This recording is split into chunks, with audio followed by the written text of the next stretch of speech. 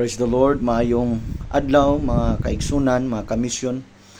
Nalantay mubo nga minsay karon, magtuon ta kadyot sa pulong sa Ginoo.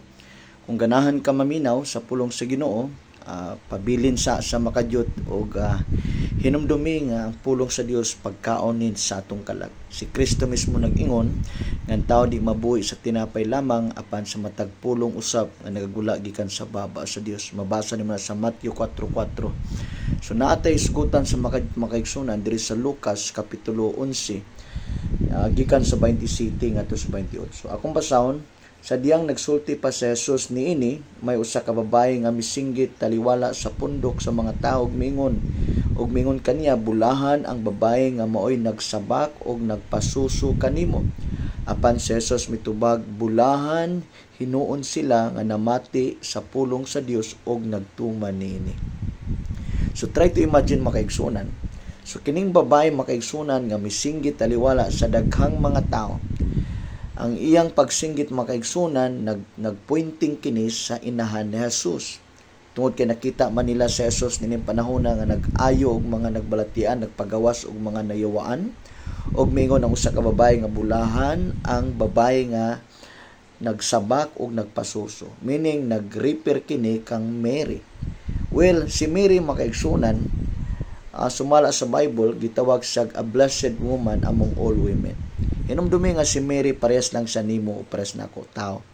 Apan nagtuo ko nga si Mary makaigsunan, sumala po sa Bible nga bulahan gyud siya. Pero alang ni Jesus adunay mas bulahan. Gitubag siya ni Jesus men sa apan mas bulahan hinuon sila nga namati sa pulong sa Dios og nagtuman niini. Sa to pa makaigsunan, bulahan man si Mary tungod kay nahimo siyang instrumento diin didto man na taong atong manunubos.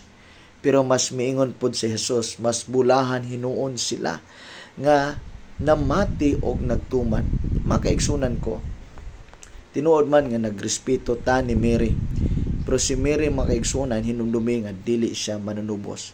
Gani recently lang dunay statement si ang atong Pope karon sa Roma makaigsunan nga dili na pwedeng himuong co-redeemer si Mary. Apan and the only Savior in this earth is only Jesus. Makaigsunan, siguro uban naandan manggod nga moampo puta ni Mary, moampo puta ato siyang i-honor. Wala may problema kung i-honor nimo si Mary as a blessed one, as a blessed mother. Pero kanang moampo ka ni Mary makaigsunan, that is another story. I believe nga dili na kabubuton sa Dios nga mutawag kayo. Ang konsepto mo gud nato kay magpalaban ta niya kainahan lagi. Hinumdumi makaigsunan, instrumento ra gyud si Mary aron matawo siya, aron ma-fulfill ang propesya sa Bible nga dunay batang matao nga nganlan siya og amahan, manlunubos, Prince of Peace, Counselor. Makaigsunan si Jesus kini nga gipropesya ni Isaiah chapter 6 verse 9 bana nga dunay batang matao. Kinsa man nga bata? Mao si Jesus. Gigamit nang gyud si Mary kay simple lisod man pug kayo kung dili tao gamiton. So kung tao gamiton ng instrumento, tao po i-anak. Kay kung baboy po i-anak, kung baka po i-anak. So si Mary makaigsunan, diha ra siya taman as a blessed mother, a blessed woman nga didto natawo sa Jesus kay siya putli man yan ang panahon na makaigsunan. Pero makaigsunan, alang ni Jesus, mas bulahan ang taong namati o nagtuman sa pulong sa Dios. Unsay but pasabot? Ang pulong sa Dios makaigsunan, gihisgutan nga din mahitungod sa gingharian. Unsa man ang gingharian? Ang gingharian makaigsunan, mahitungod kini sa iyang bugtong anak. Kinsa ang bugtong anak? Mao si Jesus. Tungod kay ang kingdom of God makaigsunan, naglangkob ni makaigsunan sa kinatibuk-an nga ang tanan mo tuos diha kang Kristo aron ang tanan mahimong mahisakop sa usa ka gingharian. So ang minsay sa kingdom of God or the message or the word of God is all about Christ. Christ is the word of God. Christ is the Son of God. Si Jesus makaigsunan, matod po si John 1 verse 14, He is the word that became flesh. Siya ang pulong nga nahimong tao and dwell among us. Makaigsunan ko, Kung gusto kang mabulahan, simple lang. Mamati ka sa pulong sa Dios o mutuman. Dili lang taman mamati apan gikinahanglan mutuman ka. Makaigsunan, bulahan ka kung namati ka karon.